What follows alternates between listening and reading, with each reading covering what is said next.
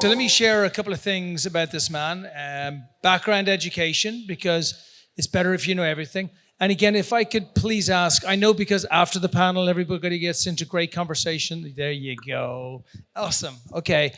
So Gordon has got a phenomenal academic background, Oxford, Harvard, California, University of California, Bakersfield. Bakersfield, amongst other places, yes. Now, anybody who's in the United States, you see, you feel it. You feel it because you were the only other person in Bakersfield. Yeah. And I did schooling in Bakersfield, believe it or not, for agriculture. It was just a hobby. I was living in the area at the time, and I just thought it would be fun. But and for those of you who have not been to the United States, or especially Bakersfield, you have no idea how random it is that this man was in Bakersfield. But agriculture, I can totally understand. Also, investment banking, you were in Wall Street for years, and you have built up a history of knowledge around strategy, around money management, and how to make more of it. And I know you've got really strong views. You manage now both your own family office and a multi-billion-dollar family office, which you have navigated for years, making sure that it continues to grow in value. So why do I say all of this? We got lots to learn, okay? So I want to dig in with Gordon. We have 15 minutes. I would like to find out as much as I can about everything that you've learned in your entire life. It's pretty much it. Yeah, that's okay. So there's three things that are most important in life. And this took a long time to learn it, because when I was a young man, I always had a chip on my shoulder, because as my dad said to me, he goes, one day, buddy, you're going to wake up and realize you're not the smartest guy in the room. I'm like, well, Dad, that's never going to happen. Boy, did I have a life to have to lead to get to that point where I recognize that. But the long and the short of it is that my late father said two things to me that he just kept beating into me, and I wouldn't listen for a long time until I did. And one is, rather be lucky than smart. We've all met a lot of lucky people that were at the right place at the right time. One of my neighbors in Puerto Rico, I love him dearly. He's one of the nicest people on planet Earth, and he's very wealthy. I mean, as a matter of fact, if I had his money, I'd burn mine. Is this Brock? If you met him. So you think luck is made as well? Well, like there are certain people who, not just Brock, but like we could also, but if we use Bitcoin as a great example, right? I've known Michael Turpin for years and years and years. Michael Turpin was in public relations for a gazillion years, and then crypto started. And we could say that he was there right at the beginning of crypto, and he became the incredible wealthy person he is because of that. But we could also say that he saw it and I didn't. Possibly. One of my other neighbors bought Bitcoin with 150,000 when it was 15. It went down to 2. Now he kept buying more, and the reality is, yes, today he's a billionaire. But was he lucky? Was he smart? Who knows? He was an engineer, and he broke his leg. He was reading about this stuff in the hospital, and he says, "I'm going to buy some." So he was young enough to take a gamble on it. But as I was saying before, rather be lucky than smart. But then there are 7 things in this life that will guide you any place that you go. Proper prior planning prevents predictably poor performance. This does not mean that you have to be the most organized person, but proper prior planning always prevents predictably poor performance. Tell your children, tell your grandchildren, it will work. Apply it and use it. These are very simple things. You don't necessarily have to go and get a fellowship in neurology like I did. As a matter of fact, I was one course short of graduating, but that was okay. I was there for the knowledge. There are fascinating things that we can do with our lives. There are things that we can do to try to help other people and to make money. My new thesis that I've recently come up with, there is no greater charity and pleasure in life than to help somebody grow a small business or to help somebody buy a small business. Why? Because as I said yesterday, it represents 99.99% of the people in the United States and 90% of the people worldwide. So how many people does it affect? A lot. And if we help those people, what does that mean relative to everybody else? Well, everybody else is mostly those people. Have you ever met a struggling business person? Plenty of them. And if you help them, they will continue to be able to fish for themselves. If you don't help them, there's the likelihood that they're going to go out of business. It's the same reason that we all have to look, and I know you had asked the question before, what would you do if somebody said, you took all my money away and I had to start over again? And I heard all these things about, well, get education, do this. And I'm thinking in my mind, well, that's where I started. I had nothing. I mean, literally nothing. I had to figure out something to do with no money because I didn't have an investor. I didn't have any money. There was nothing. So what I would do, it's very simple. Look for a problem and solve it. Walk in the neighborhood and say, oh, there's a bunch of weeds in this neighborhood. What if I go to the neighbors and say, if I pull out your weeds, will you pay me to do that? Or you got dirty windows. I can clean windows. I mean, I'll borrow a rag from somebody and I'll go clean windows. Whatever it takes. We started a charity a number of years ago in the Philippines. And part of the charity that I was trying to do is take care of homeless kids. And so I bought a building and it was for 50 children that were homeless.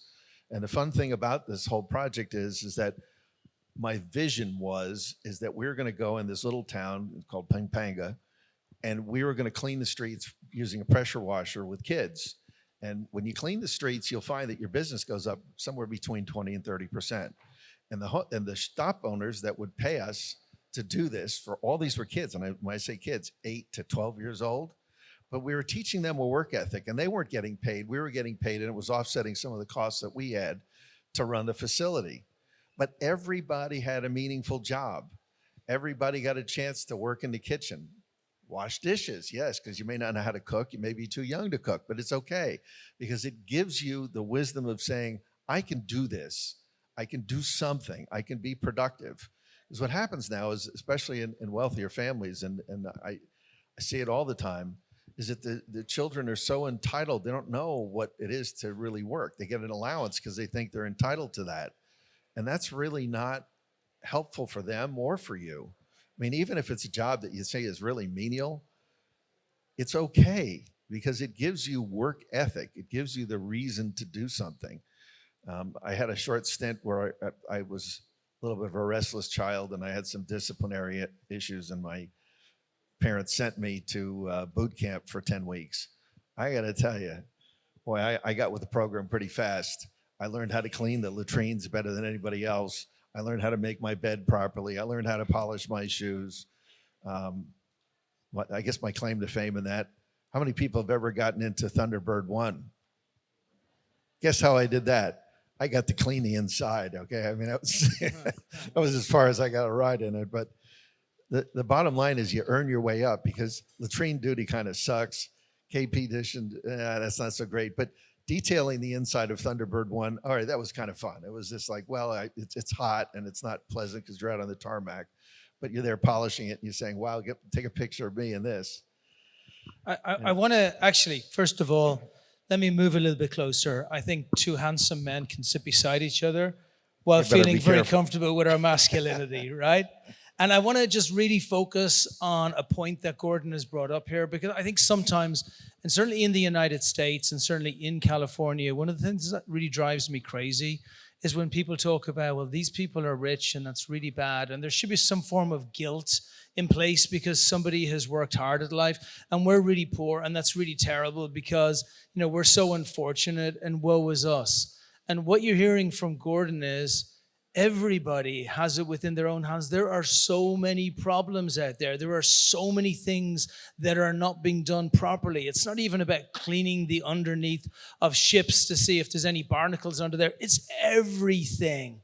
Almost everything is being done badly right now and can be done better. Customer service, the worst than it's ever been in the entire world. People wanting to do actual work, awesome. Kids don't want to work, fantastic. That means there's more work for us. Like AI coming in, more change and chaos than ever before. Now, you mentioned another thing to me when we were chatting outside, which again, I really liked, which is that even if you find the problem, it doesn't magically solve itself. But most people suck at sales. Or is it most people don't want to do sales? Talk to us a little bit about your philosophy on execution, sales, and what it takes to win.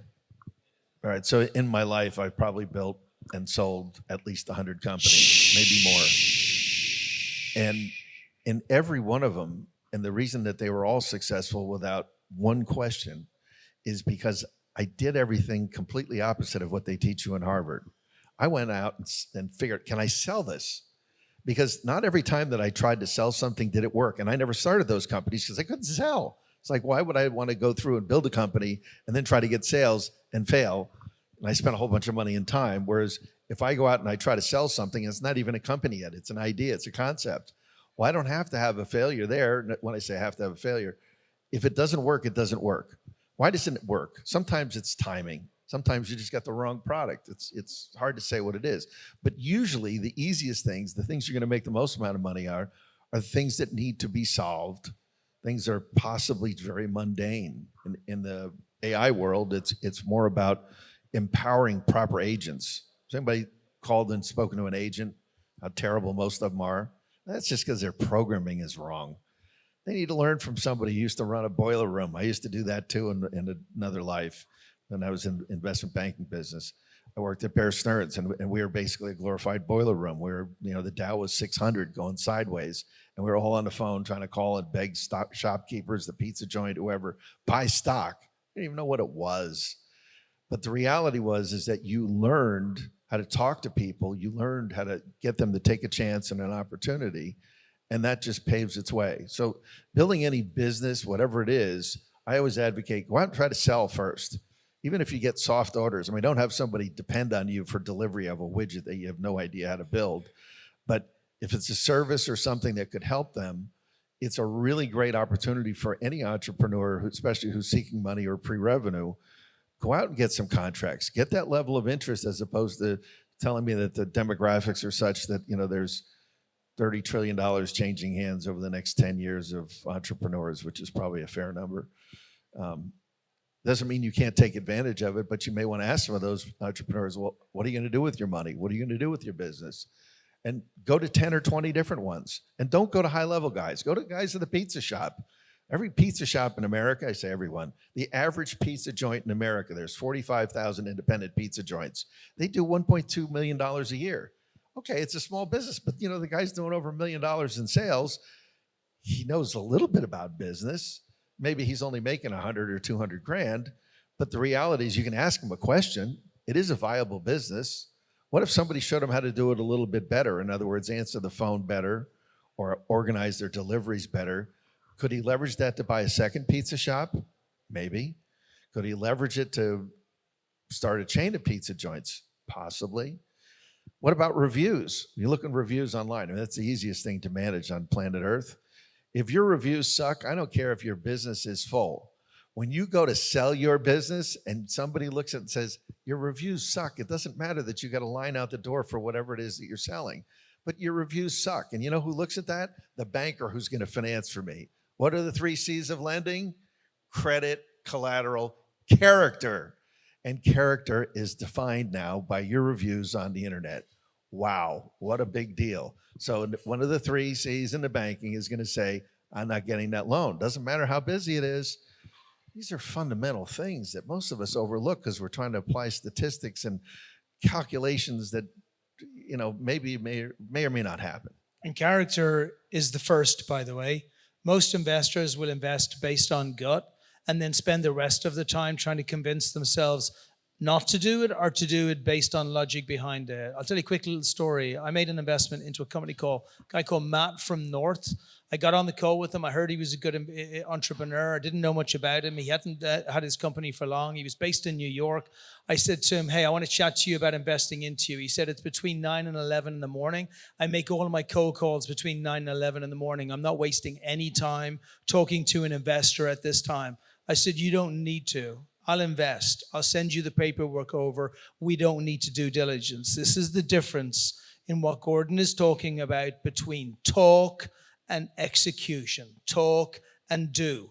The other point that he's making about building up a company, we all unfortunately have been trained to be shy. We get in elevators, we don't talk to people. We sit beside people in the table. You're sitting beside somebody upstairs in the Sheraton. If you're a founder, there's probably a 1 in 3 chance that person is rich. Why wouldn't you talk to them? Why wouldn't you say to them, hey, isn't the hotel really nice? Hey, do you have ants in the room as well? Hey, isn't it gorgeous outside? Hey, there's a million things you can say. Everybody is a prospect. And so if you win, you have to have an intention of winning. And so you've done this for years. I would guess investment banking instills this in you in Wall Street. because there's no prizes for participation. Is that where it began? And then after that, you got to build out your own family office and the other one based on those lessons? I'd been an entrepreneur since I was a kid, just miscellaneous simple things. But when I first learned about investment banking, I had a summer job, it's real quick, on the American Stock Exchange. And at one time I was 6 feet, same height as I am, but I was 135 pounds and I could run like the wind. So I had a guy that was our neighbor and he says, listen, come into the city with me. I want to teach you something. Well, okay. And he says, all right, here's how this works. And we're down on the American Stock Exchange. I'm going to give you a piece of paper. I'm going to write something on it. I'm going to hand it to you. I'm going to tell you to run across the room and I'm going to point to somebody. And then you hand him this piece of paper. I'm like, okay, great. So I did this for a whole summer. And I didn't leave that job in one day where I didn't have $300 cash in my pocket. This was phenomenal. This is the days of the $2 brokers, because every time I had a piece of paper, $2. And the floor traders all had dollar bills in their pocket. It was like going to a strip joint. I mean, there was just $2 here, $2 there. So I learned from there. I said, I have to get into this business. And so, because whatever they're doing, they're making a whole lot more than I'm making, and I'm making a lot more than any of my friends by, I mean, I don't make $300 in the summer, and I'm making that in a day. I mean, this is incredible. So that started a career, and I just remember when I was at Merrill Lynch training back in, was it 1977, I had a guy by the name of Jay Zager, and Jay Zager is one of the trainers, and he said, listen, whatever you do in life, sit down next to somebody, talk to them, ask them about what they do, and life goes on. So I was commuting back and forth. I was staying with my parents at the time because I didn't have a lot of money, and I'm commuting back and forth to Wall Street. So they were in Greenwich, Connecticut, and I'm on the train. I sit down next to this guy. He's reading the Wall Street Journal, and I looked over to him, and I said, so what do you do? And he put his glasses down at the end of his nose, and he put the paper down, and he goes, so you're not even going to ask me my name? And I said, oh, sorry. And I said, my name's Gordon. And he's like, yeah, John Whitmore. I said, okay. So what do you do? And he looks back to me and he goes, well, I run the Bessemer Trust Company. What's that? It's the Phipps family money. Who are they? I mean, I really knew nothing. And at the time, he said, well, we run $8 billion. I said, oh, that's a lot of money. I said, what do you guys invest in? And I know I was getting annoying to the guy, but he put up with it. And he said, we're mostly invested in bonds. For some reason, he took a liking to me and agreed to take a meeting, because I said to him, I said, I'm going through Merrill Lynch training right now. I don't know shit from Shinola, but I have an office manager who does. Can we buy you lunch next week? And he agreed to that. That year I was in the President's Club, all because of John Whitmore, one screwed up conversation, and I knew nothing about sales. So right place, right time, I have no idea. I listened to Jay Zager. He just told me what to do. I did. So I want to take all of the individual points and just underline them, and then I want to leave you for the last comment, the doozy that everybody can take away. Number one, mentorship is everywhere. People don't mind mentoring and helping people who are not jerks, right? Expecting someone to give time at any time that suits you is not being fair to that person, but leaning in to an environment that person is, they'll give help. Gordon is here today. He's going to help anyone who asks them for the stuff, but that doesn't mean if you call him tomorrow and he's busy or the next day that he'll do that, same as anybody else. Mentorship, advice, and information is anywhere. Number two, sales are everywhere. They're all around you. It's like the, what's the kid who sees blind people or dead people everywhere? That's it. That's where customers are. They're everywhere. Sixth sense. You got to look for them. You got to reprogram yourself. You got to not wake up in the morning and allow yourself just to do the things you do to get to the place you got to get to in the hope that you'll hit a conversion. Every minute of every day is a sale and a conversion. Give yourself the time to be able to actually plan and program. Don't just lean into stuff. Make sure you have every eventuality covered before you get to it. And opportunity is everywhere. There are so many problems that need to be fixed right now, and most of us are myopically focused on the one thing that we believe is the most important in the world. And I promise you it's not. Not me for startup, not you for what you're doing. There is something really close to you that is huge that you're not touching right now and that you can do it. And so, final one. Give us something special. Final one. I know most of the people here have kids or grandkids. The next time one of them asks you for something, and they just asking, you need to tell them, all right, I want you to step out of the room and come back in and give me a persuasive reason why I should give you what you're asking for. Because if the sales job wasn't good, my dad would always tell me, he says, buddy, I'm not buying it, which meant I got to redo my sales pitch. I got to come up with a better reason, and then maybe you get what you want. Yeah, by the way, the same thing works for dating, just in case anybody's interested, okay? Thank you, Gordon. Thank you, everybody. Thank Can you. we give him a round of applause? Appreciate it. Thank you.